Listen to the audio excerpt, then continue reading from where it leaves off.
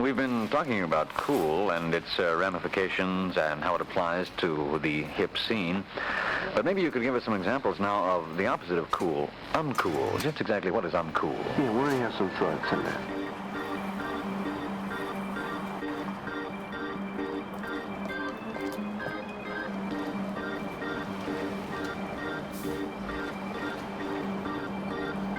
Now, the basic criterion for assessing a commodity's value is its essential usefulness.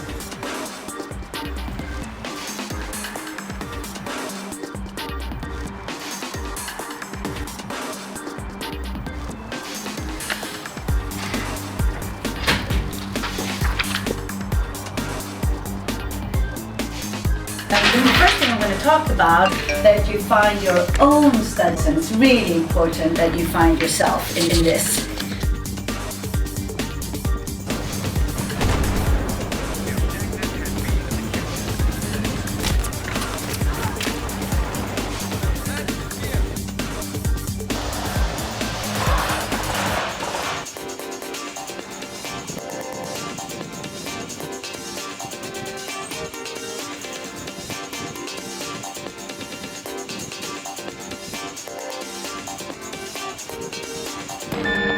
It's uncool to nod on the street corner waiting for the light to change. And it's uncool to let anybody know your uncle is a registered pharmacist. It's uncool for the whole family. You know, it's uncool to buddy with a known thing.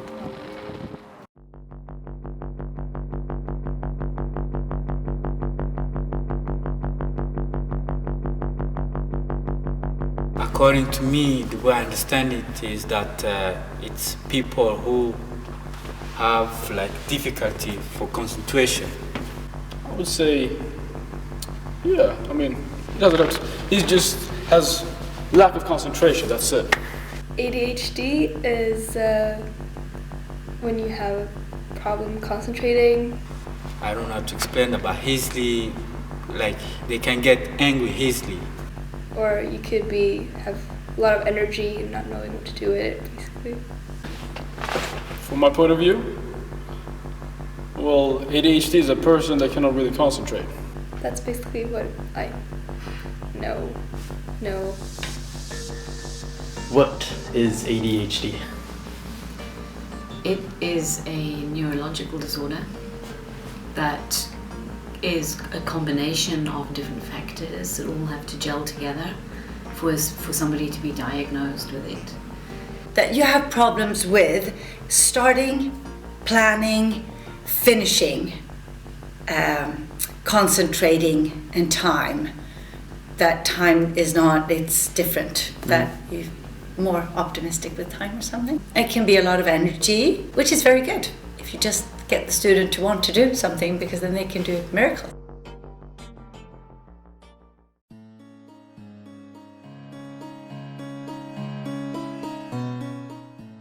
When were you diagnosed? I think I was like 23 or 24 or something like that, so it was very late in my life. My first teachers always thought everybody should be the same, nobody should be different, so when I was pretty different, they had a hard time coping with how I acted.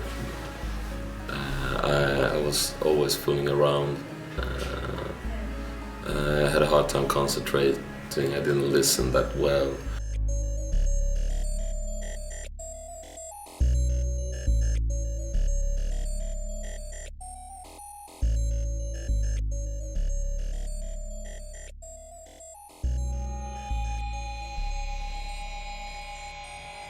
One of my teachers, he bullied me like very hard, systematically for 3 years. So I mean, like he really pushed me down like a lot. So even other kids like talked to their parents about how he was treating me. My teachers, for example, would stand in front of me when we were doing like in-class assignments. They'd stand in front of me and be like, "Lavinia, shut up," and write, or stop, because I'd look everywhere, and they'd always kind of like snap at me and say like, focus. And yeah, when I got homework, that's what my parents had to do as well, just kind of remind me to focus. I did have and second year teachers that didn't really get it, like my math teacher, for example, who kind of, like, they understood that there was a problem, but maybe didn't understand how to assess the problem or how to, like, that they'd make me feel guilty for having it, for example.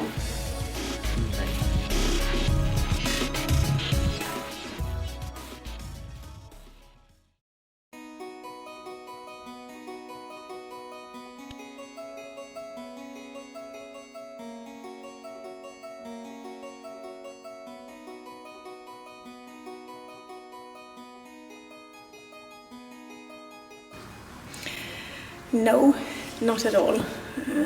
Not enough in this school. Maybe it's better at some schools, but here it's quite recently that we even started talking about ADHD. Asperger has been known longer, but ADHD hasn't been talked about since it started about 3-4 years ago. I don't think we have thought we had kids with ADHD in the school. It's never talked about that there are kids with this diagnosis. Yeah. Although there has been, but Yeah. it's never been public. All right. I think the school should give information to teachers from the beginning. For teachers that aren't perceptive and don't understand that this student is withdrawn or not participating or forgetting things because they have a problem rather than just because they're not interested. A lot of ADHD kids get labeled as they're not interested, they don't care about their schoolwork, they only have themselves to blame because of their behavior, etc., etc., etc. And I think that teachers need to be given the information as early as possible.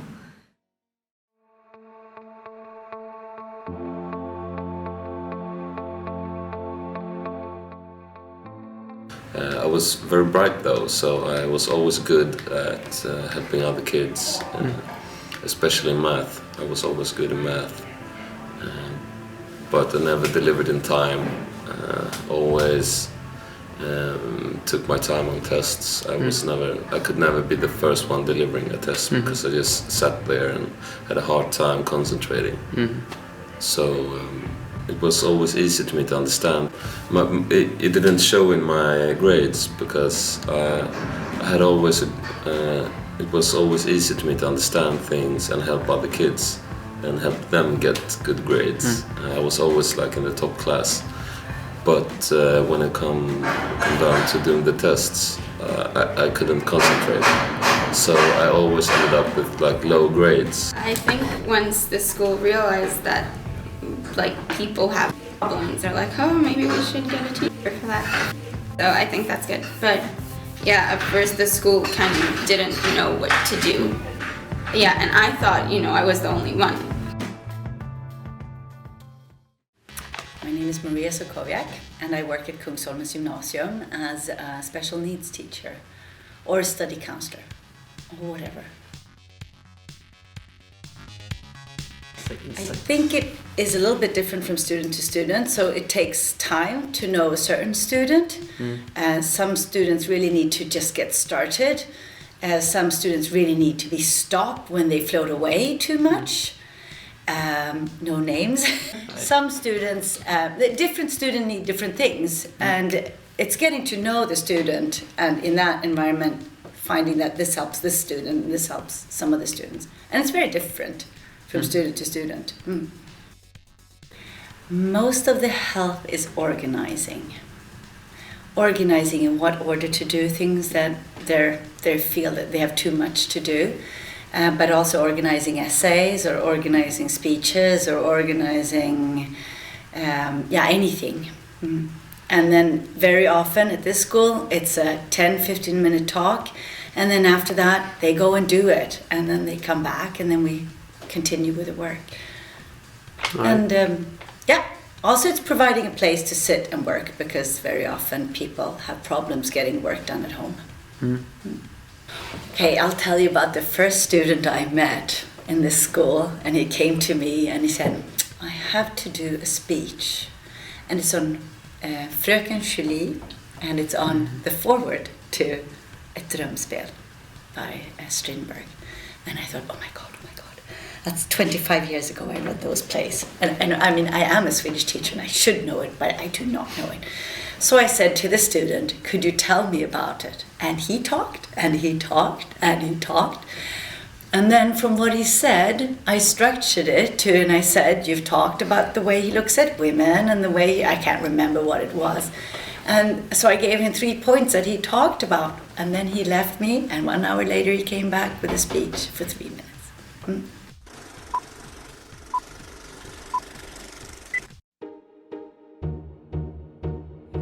No, they don't, especially since I know that not all teachers still, all of them use Fronter, so you have to take notes a lot in class,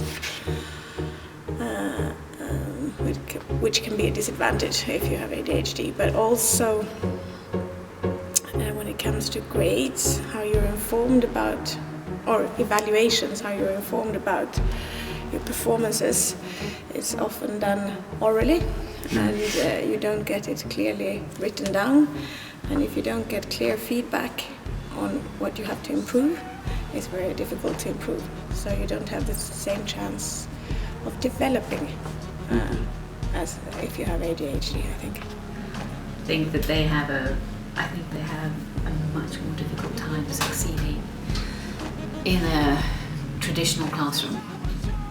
And of course it depends which school they go to. I think it depends a lot on how many students there are in the class. But I think that they definitely have a more difficult time. Yes. If there is someone who fights for them, yes. Otherwise it might be that they don't.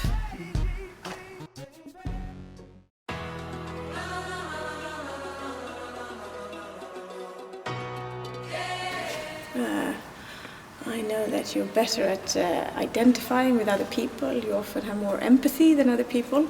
You often are more creative. But there are, of course, certain disadvantages with the structure and organizing the world around you and things like that, and organizing information. Students with ADHD have a much harder time with any of the repetitive work, all the groundwork that you have to lay in order to get to the creativity part can often be very difficult for someone with ADHD, but it's not impossible. And teachers need to help students get there, because science is all the best scientists in the world are some of the most creative people in the world. I mean, many of them play in musical instruments at a very high level or do other things that are extremely creative together with their research. So I think that if someone has ADHD, I think that research is losing a lot of creativity and manpower by writing off anybody like that. And actually when you look at concerns, businesses, a lot of people in the world who count, a lot of them have ADHD. Because that's where they have energy, and they have the energy, drive and creativity it takes in order to actually achieve something, despite obstacles, for example. The year Maria was my mentor, I had the 2 highest kind of grades in almost all of my classes. So I could perform when she was there and kicking me in the butt, plus giving me the time so I could concentrate on tests. So it made the work it was such a difference, and you could see it the year after when I didn't have her as a mentor, and the other mentor didn't understand what I needed, and all my grades just fell down to how it used to be before Maria.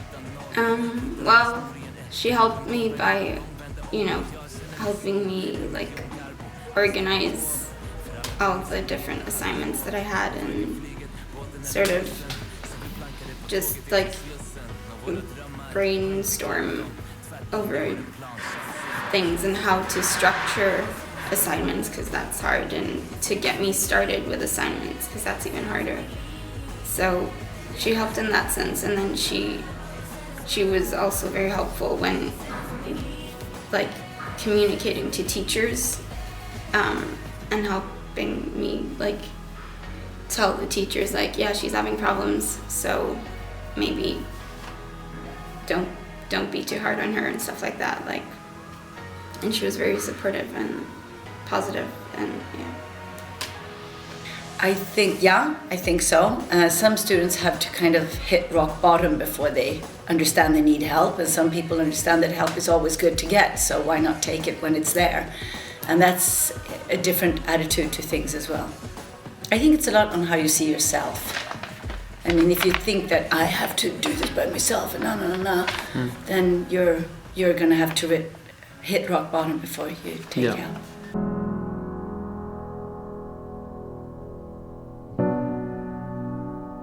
One thing that I think helps a lot is if every kid who has ADHD has a computer of his own or her own, because you lose papers and books very easily. Of course, you forget about less important things like homework and other things. So if you have a computer where everything is gathered, where the teachers give the information, like on Fronter, that helps a lot. And of course that teachers do put information on Fronter is very important, and I know that it's very good with these flipped classrooms. I haven't tried it myself, but where you have a little film where the teacher's instructions are being filmed and you can watch it afterwards on internet. If you couldn't follow, or if you weren't concentrated enough to follow it, you can look at it afterwards.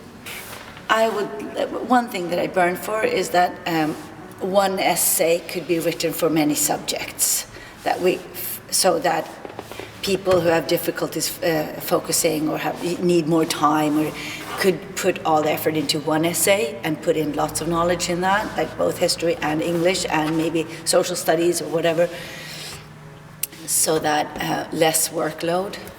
That I think is one of my first goals.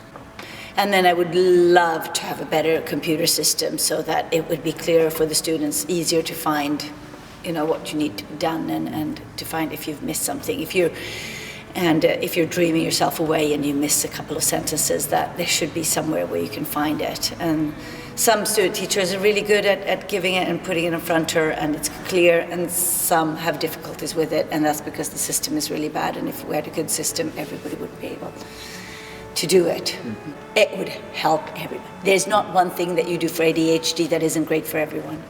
Well, I think education, I think teachers getting help as to how to handle these problems in the classroom.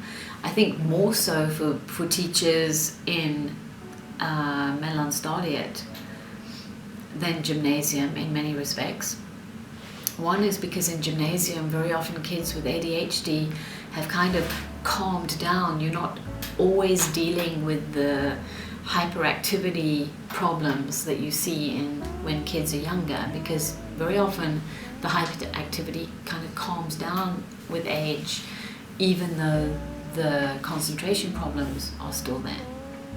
So gymnasium teachers don't have to deal with little kids running around the classroom screaming and shouting, for example. We're dealing with different problems. But as a gymnasium teacher, I think education is important, and I think pedagogical methodologies are important, and what kind of methods work. Because I think that whatever you do in the classroom, structure-wise, etc., it won't just help students who have learning problems. I think it helps all students anyway. All students need structure. Some students, however, can cope without structure. They can make their own structure out of disorder, whereas students with learning disabilities and ADHD have an inability to make structure anyway. Even if they get given good structure, they have a hard time structuring and remembering and sequencing and things like that. So a teacher needs to help in that way. One thing that is necessary, for the first thing I tell everybody when I meet teachers who want to know what to do with ADHD, is to start saying why we have the class and what we're going to do during this class, and hopefully also write it on the board, since it's often the working memory that's not very good. Start the class with saying, today we're going to have a class on how to write an essay, because on Thursday we're handing in an essay, and today we're going to practice writing an introduction paragraph, so that you put things in a content, because very often I find that people with ADHD have got so many thoughts that, it's not like I sit in the class and say, oh, it's Mr. DiCarlo, and now tomorrow we're handing in an essay, so he's probably going to talk about that. It's not, I think it's more like, oh wow, Astrid is here, and John is here, and will be a fun class. And so that to just get focused and like, this is what we're going to do now, and then that would really help, I think, us too.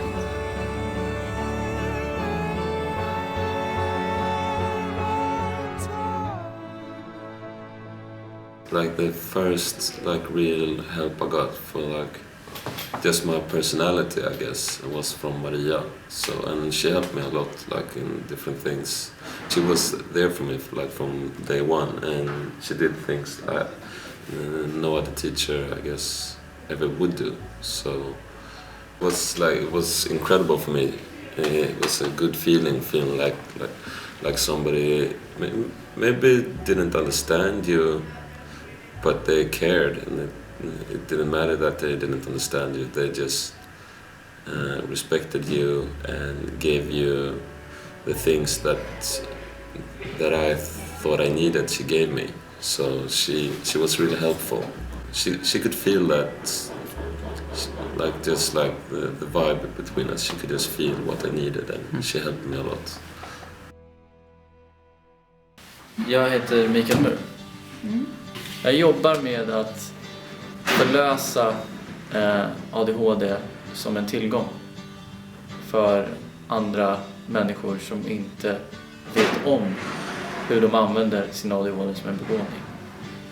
Hur gör man för att styra sin energi, och hur gör man för att använda sina begåvningar och samtidigt använda glädjen ifrån hjärtat på ett sätt som gör att man får ett bra liv. Det kallar vi för ego-boostring. Exempel på resultat är att man passar tider, hittar sin plats i klassen, litar på sin förmåga, blir självgående, målfokuserad och genuint glad som människa ifrån hjärtat. Och för att åstadkomma det så har vi Udda Bra-pallen. Jag skulle få uppgifter att rita hur jag vill att en elev ska se ut om de har blivit egoboostade och om de har ett bra liv. Hur skulle den eleven se ut? Då började jag helt plötsligt rita upp en pallbild och dra ben 1 och 2 och 3 och 4. Så började jag skriva saker. Och till slut så fick vi som en slags struktur. Där vi har att man förstår sin egoboostring efter 4 lektioner. Under de 4 gångerna tar det 2 timmar. Steg 1 är att du styr överskottsenergi. Så det är ben 1 på pallen.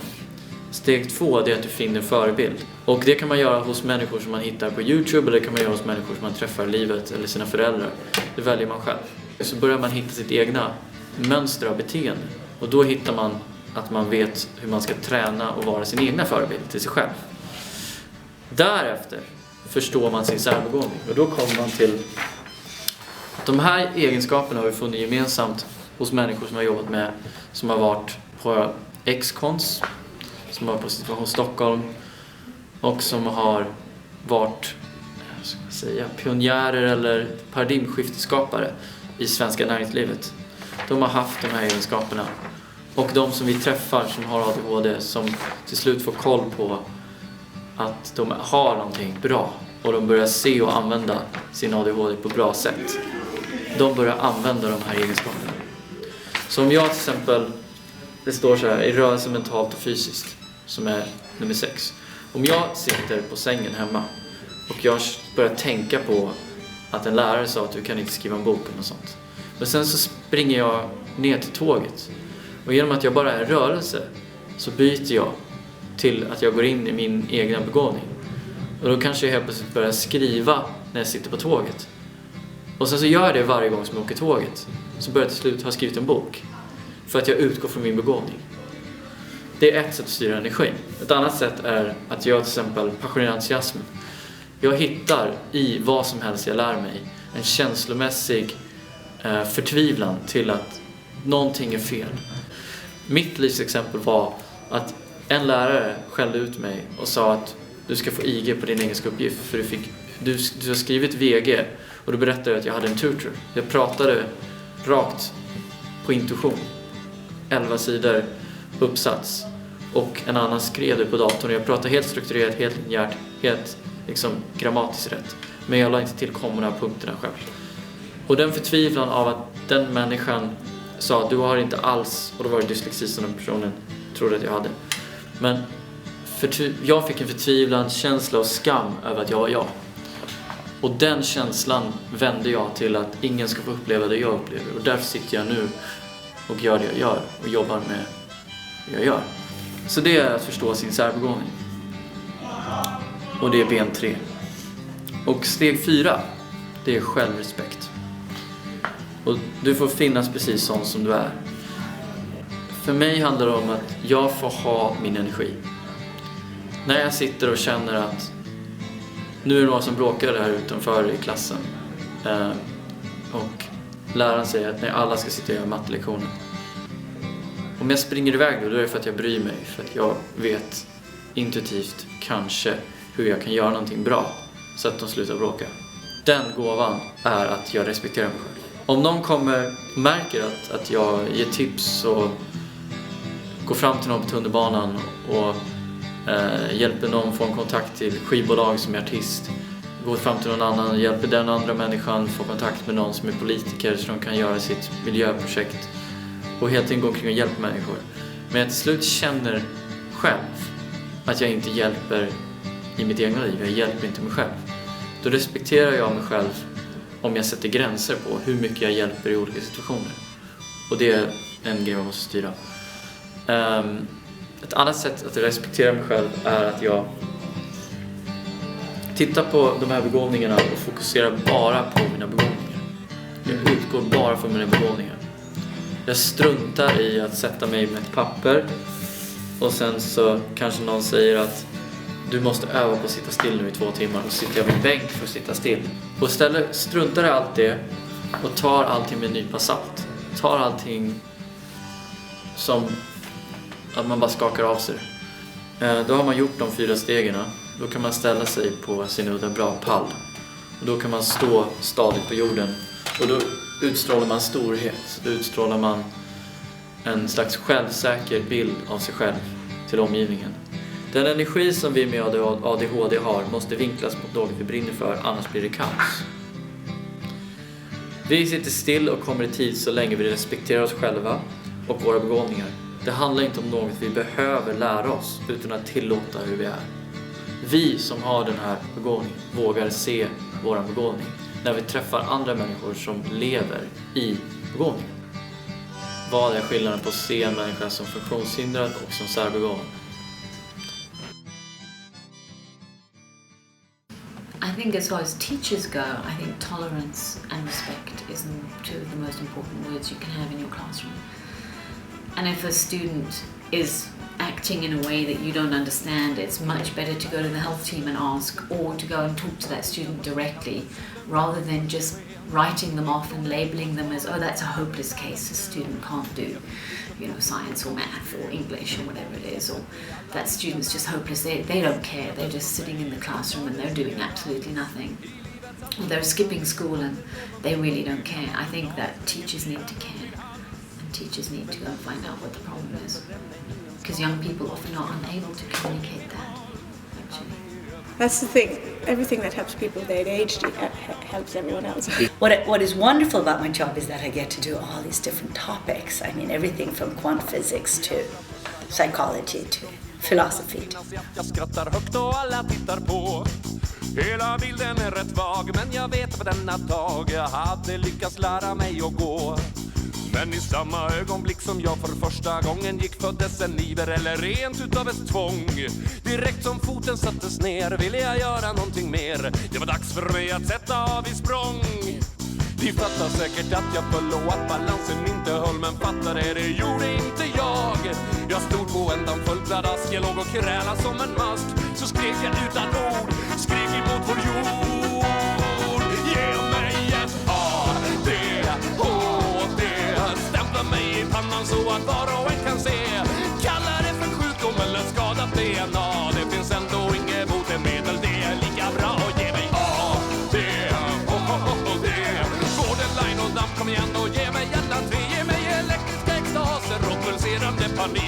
Jag föddes tyst men lever med ett skrik.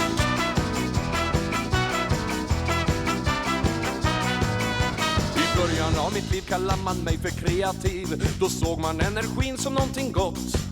Jag fick människor att le, då var det lätt att överse med ett och annat raseriutbrott.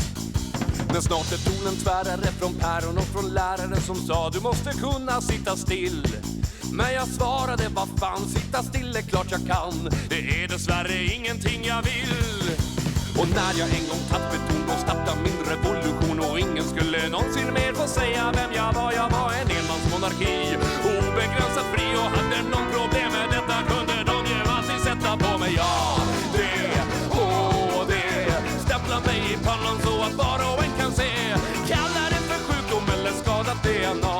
Finns ändå inget botemedel, det är lika bra. Ge mig ja, det, borderline och damm, kom igen och ge mig alla tre. Ge mig elektriska extaser och pulserande panik.